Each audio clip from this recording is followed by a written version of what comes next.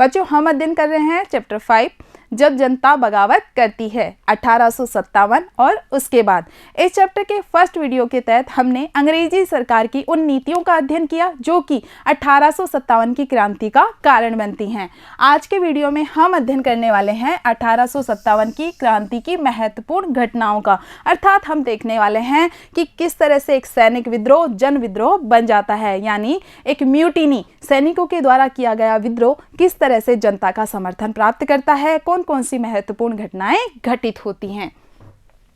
फतेह और शासन के 100 साल बाद ईस्ट इंडिया कंपनी को मई 1857 में जनता के भारी विद्रोह का सामना करना पड़ा।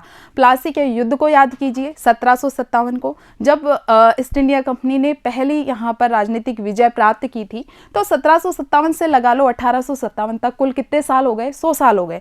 इन 100 सालों के दौरान ईस्ट इंडिया कंपनी को हालांकि छोटे मोटे कई विद्रोह का सामना करना पड़ा। आदिवासियों ने किया, जनजातियों ने किया, आदिवासी जनजाति ये की है, किसानों ने किया। तो इस तरह से छोटे छोटे अलग अलग विद्रोह हो रहे थे, लेकिन पहली बार संगठित और इतना बड़ा जो विद्रोह होता है वो पहली बार होता है। यह विद्रोह मेरठ से शुरू होकर होता है और उसके बाद अलग अलग सैनिक छावनियां इससे जुड़ती जाती हैं और विद्रोह इतने बड़े लेवल पे हो जाता है कि कंपनी को खुद का अस्तित्व ही खतरे में नजर आने लग जाता है, यानी कंपनी की जड़ें हिला देने वाला विद्रोह होता है।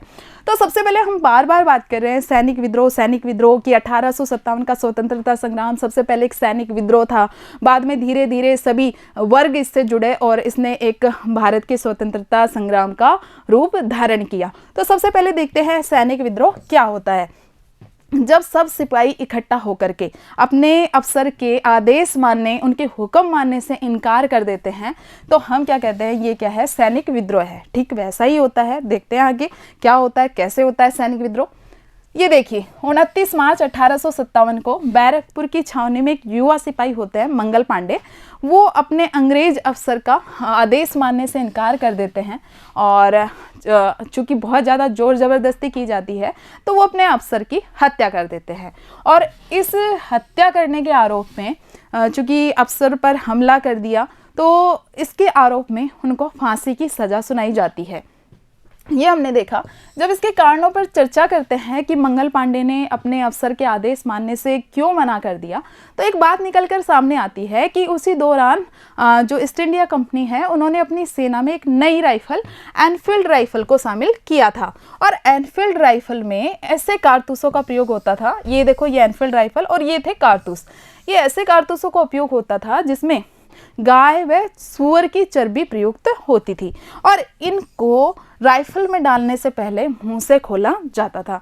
अब इससे सैनिकों की, हिंदू और मुस्लिम दोनों ही सैनिकों की धार्मिक भावनाएं आहत हो रही थी। उन्होंने ऐसा करने से मना कर दिया और ऐसा करने से मना किया तो हम देखते हैं उसके आरोप में मंगल पांडे को फांसी की सजा दी गई। अब ये खबर जंगल की आग की तरह सारी सैनिक छावनियों में फैल जाती है और अब सैनिक जो पहले से ही गुस्से में भरे बैठे थे, उनके अंदर पहले से बहुत सारी चीज़ों को लेकर आक्रोश था, वो अब ये ठानते हैं कि अब वो विरोध करेंगे, अब वो चुप नहीं बैठेंगे। हम देखते हैं कि कुछ दिनों बाद ही मेरठ में तैनात कुछ सिपाहियों ने भी ऐसा ही किया। उन्होंने नए कारतूसों के साथ जो मॉक ड्रिल चल रहा था, फौजी अभ्यास चल रहा था, उसको करने से इनकार कर दिया।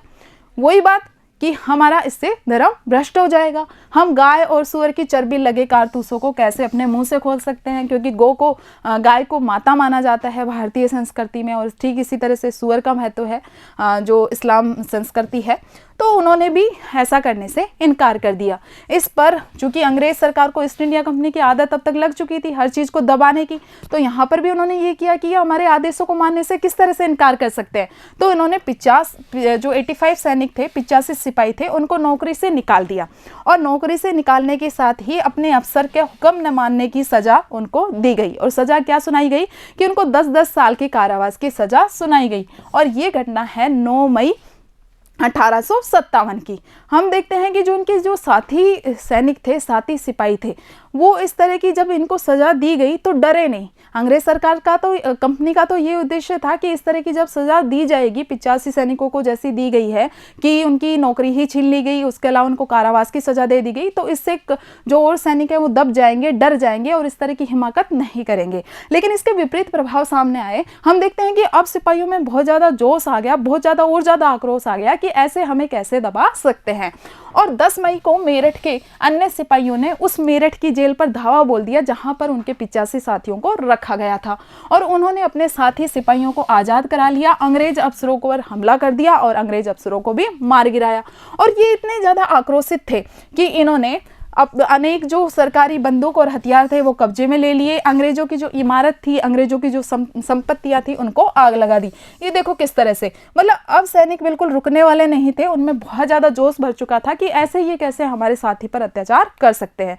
और 10 मई को ही हम देखते हैं कि उनमें से एक टुकड़ी, ये जो टुकड़ी है हम पढ़ेंगे कि ये दिल्ली की ओर कूच करती है। लेकिन उससे पहले हम देखते हैं कि सिपाही अब बिल्कुल ही ये लक्ष्य, ये उद्देश्य बना चुके थे कि अब हमें ईस्ट इंडिया कंपनी को जड़ से हटाना है।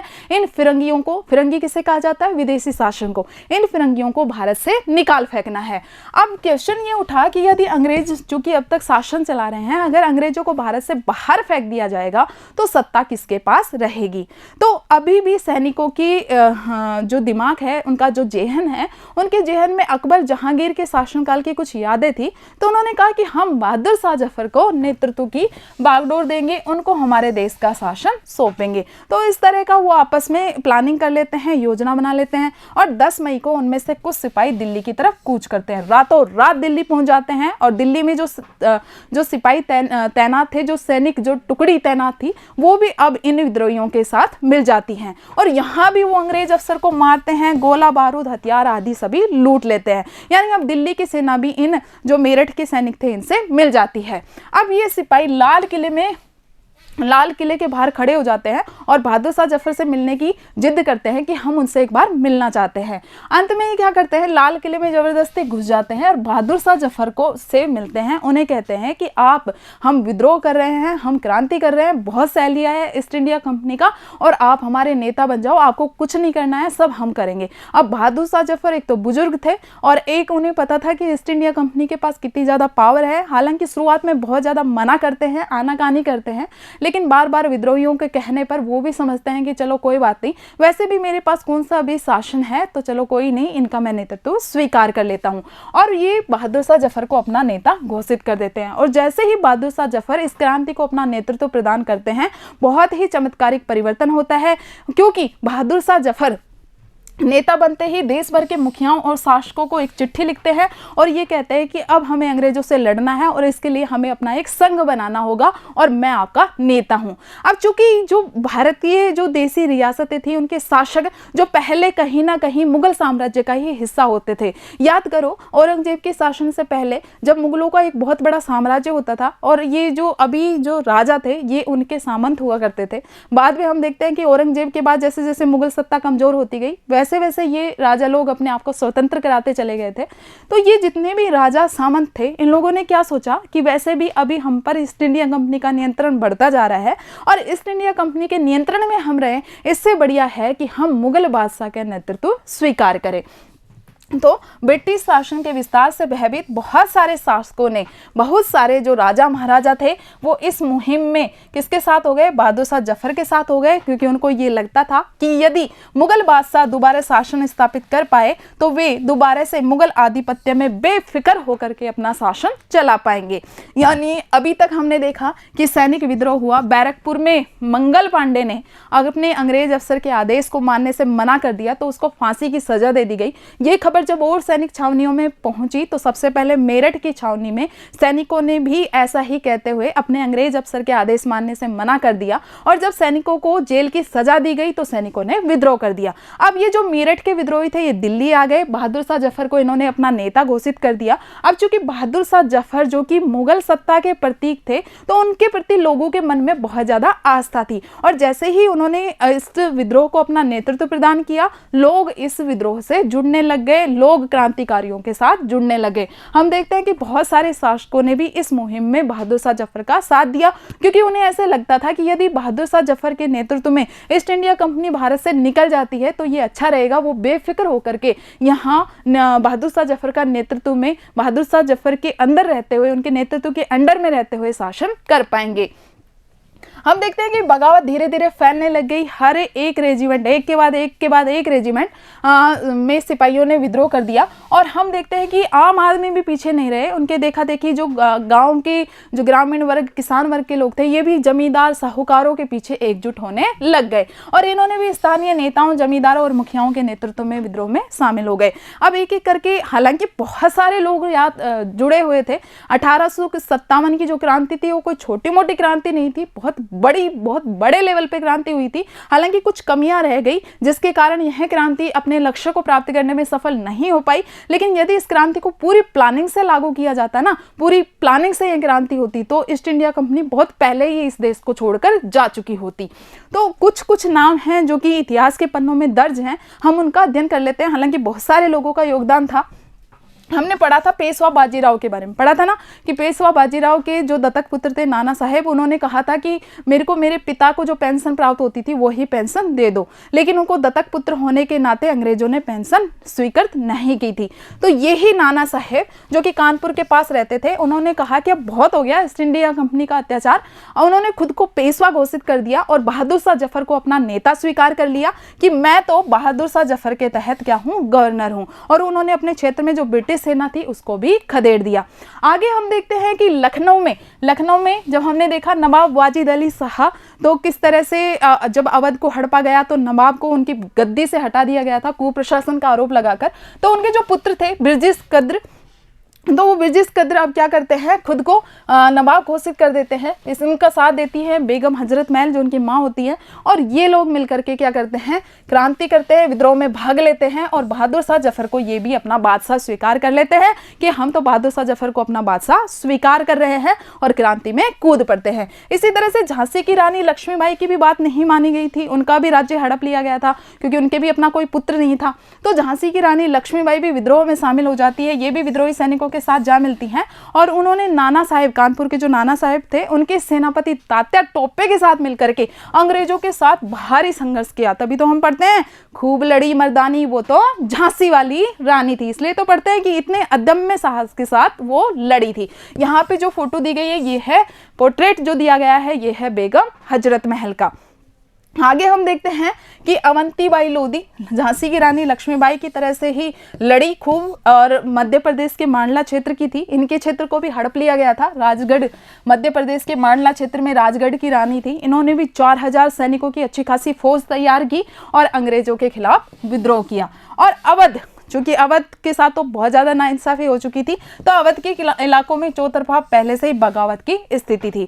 यानी इतनी स्थिति खराब हो गई थी कि अंग्रेजों के खुद के पसीने छूट गए थे कि अब क्या किया जाए। मतलब अंग्रेजों की सेना में भारतीय सैनिकों का जो हिस्सा था वो बहुत ज़्यादा था। अब भारतीय सैनिकों ने बगावत कर दी तो अंग्रेज में जो यूरोपीय सैनिक थे वो गिने चुने थे, बहुत कम थे। अब अंग्रेज सरकार क्या करे, हम एक स्टेटमेंट देखते हैं, कथन देखते हैं। उस कथन से हमें पता चलता है कि अंग्रेज सरकार कितनी ज़्यादा चिंतित थी। 6 अगस्त 1857 को लेफ्टिनेंट कर्नल टाइटलर ने अपने कमांडर इन चीफ को टेलीग्राम भेजा, ठीक है, और टेलीग्राम में लिखा कि हमारे विरोधियों की संख्या बहुत ज़्यादा है और हमारे लोग हैं वो विरोधियों के साथ लगातार लड़ाई करते हुए थक गए हैं। एक एक गांव हमारे खिलाफ जा रहा है और तो जमींदार वर्ग के लोग भी हमारे खिलाफ खड़े हो गए हैं। यानी इतनी विकट स्थिति उत्पन्न हो गई थी। अब हम देखते हैं कि जैसे जैसे विद्रोह का क्षेत्र बढ़ता जा रहा था और बहुत सारे लोग इससे जुड़ते जा रहे थे। दिल्ली, लखनऊ, कानपुर, ये अवध, ये बहुत सारे जो केंद्र थे, अलग अलग विद्रोह के केंद्र बनते जा रहे थे और आसपास की जो छावनियाँ थे, क्षेत्र और सैनिक थे, वो इन केंद्रों से जुड़ते जा रहे थे। इसी के साथ हम देखते हैं कि फैजाबाद के एक मौलवी थे अहमदुल्ला शाह। तो फैजाबाद के मौलवी अहमदुल्ला शाह ने अपने अनुयायियों को कहा कि जल्द ही ईस्ट इंडिया कंपनी की सत्ता खत्म हो जाएगी, और ऐसी घोषणा करते हुए वो भी अपने बहुत सारे समर्थकों के साथ अंग्रेजों से लड़ने के लिए लखनऊ जा पहुंचे। इसी के साथ ही हम देखते हैं कि जो गाजी थे, गाजी मतलब जो धर्म के रक्षक होते हैं, धर्म योद्धा, वो भी दिल्ली में अंग्रेजी सरकार का सफाया करने के लिए, अंग्रेजों का सफाया करने के लिए बहुत बड़े पैमाने पर इकट्ठा हो गए। यानी क्या देख रहे हैं, किसान भी शामिल हो रहे, जमींदार, जागीरदार, आम आदमी, शासक, सभी लोग अंग्रेजों के खिलाफ लामबंद हो रहे हैं। इसी तरह से हम देखते हैं कि बरेली के एक सिपाही अपनी हैसियत से ज्यादा बढ़ करके बख्त खान, इन्होंने भी लड़ाकों की एक अच्छी खासी टुकड़ी तैयार की और उनके साथ दिल्ली में विद्रोहियों का साथ दिया।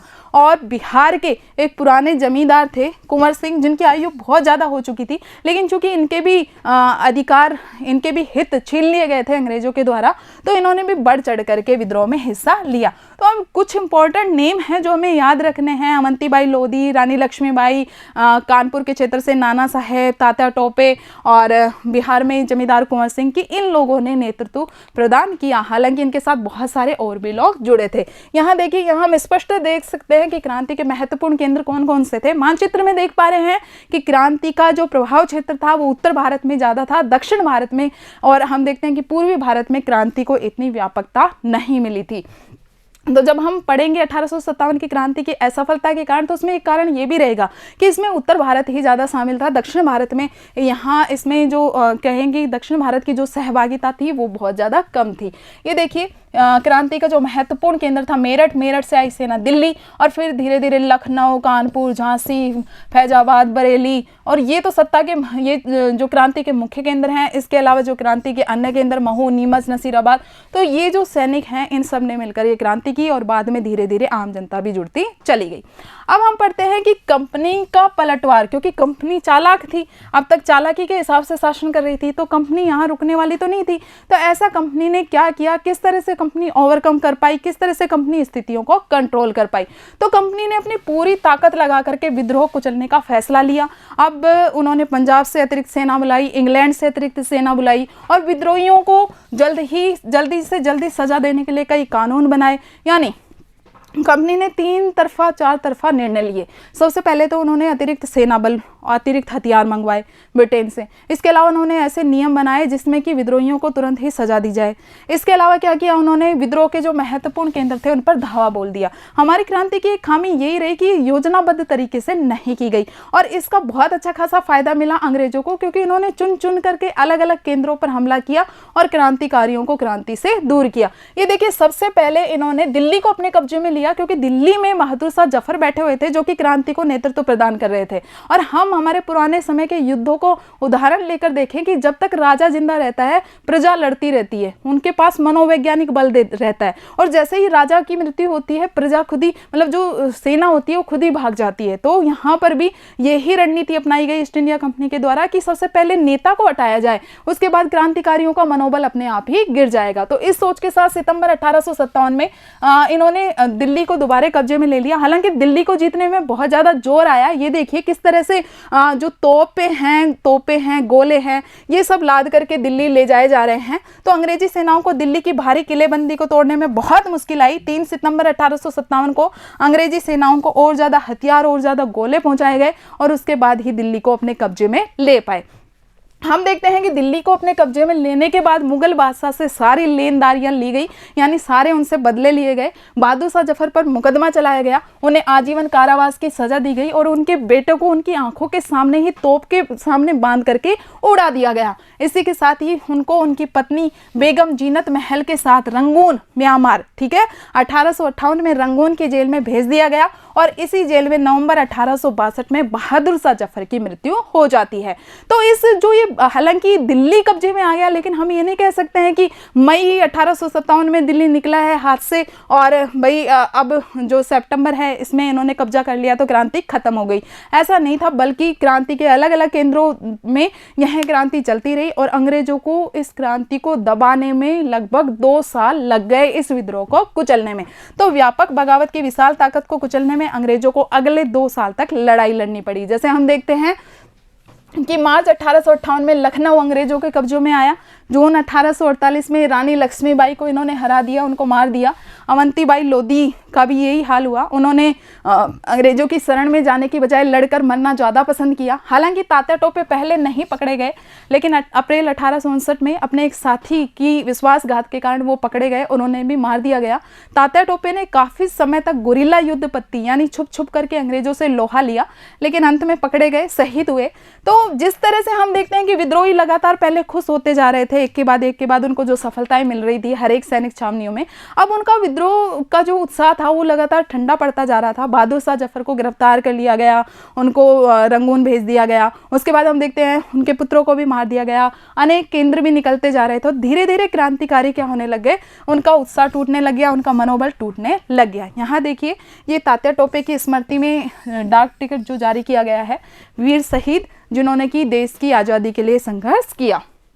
अब हम देखते हैं कि अंग्रेज सरकार ने इस तरह से क्रांति को दबाया, साथ में जनता के खोए हुए विश्वास को जीतने के लिए कई घोषणाएं की। जैसे उन्होंने ये कहा कि यदि कोई भी विद्रोही आत्मसमर्पण कर देगा, यदि उसने किसी गोरे की हत्या नहीं की है, किसी अंग्रेज अधिकारी की हत्या नहीं की है, तो उसको सुरक्षित रखा जाएगा, उसे जेल नहीं भेजा जाएगा, जमीन के उसके अधिकार भी सुरक्षित रहेंगे। इसी के साथ ही ऐसे भूस्वामी जिन्होंने अंग्रेजों के प्रति वफादारी रखी थी, क्रांति में भाग नहीं लिया था, उनके लिए काफ़ी की घोषणा की गई। उनके जमीन पर जो परंपरागत अधिकार थे वो सुरक्षित रखने का वायदा किया गया। इसी के साथ ही हम देखते हैं कि ये एक रणनीति थी कि जो भी विद्रोही हैं वो हमारे सामने आ जाएं, हम उनको कुछ भी नहीं कहेंगे। ऐसा करके उन्होंने क्या किया, विद्रोहियों को विद्रोह से, क्रांति से दूर कर दिया। और हम देखते हैं कि इतना सब होने के बाद भी सैकड़ों सिपाहियों, विद्रोहियों, नवाबों, राजाओं पर मुकदमे चलाए गए और उन्हें फांसी पर लटका दिया गया। तो इस तरह से एक बहुत बड़े पैमाने पर जो क्रांति हुई उसका समापन होता है। जब हम बात करते हैं क्रांति की असफलता की, कि ऐसे क्या कारण थे जिसके कारण 1857 की क्रांति असफल हुई, अपने उद्देश्यों को प्राप्त करने में सफल नहीं हो पाई। क्या था उद्देश्य? ईस्ट इंडिया कंपनी को जड़ से मिटाना। तो अपने उद्देश्यों को प्राप्त करने में सफल नहीं हो पाई, तो उसके कारण देखते हैं तो सबसे बड़ा कारण यही निकल कर आता है कि जो ये विद्रोह था ये योजनाबद्ध तरीके से प्रारंभ नहीं किया गया था। इसकी कोई स्पष्ट प्लानिंग नहीं थी कि कैसे क्या करके कौन कौन से केंद्र में समन्वय स्थापित किया जाए। फिर हम देखते हैं कि जो राजा थे, शासक थे, उन्होंने भी कई ऐसी देसी रियासतें थी जिन्होंने कि क्रांतिकारियों का साथ नहीं दिया। इसके अलावा आधुनिक हथियारों का अभाव होना और धन बाहुबल का अभाव होना, वो भी कुछ कारण गिने जाते हैं। तो बच्चों, आज के वीडियो में इतना ही। मिलते हैं हमारे नेक्स्ट वीडियो में, जिसमें हम पढ़ने वाले हैं कि 1857 की क्रांति के बाद अंग्रेज सरकार की भारतीयों के प्रति नीति में क्या क्या परिवर्तन हुए। धन्यवाद।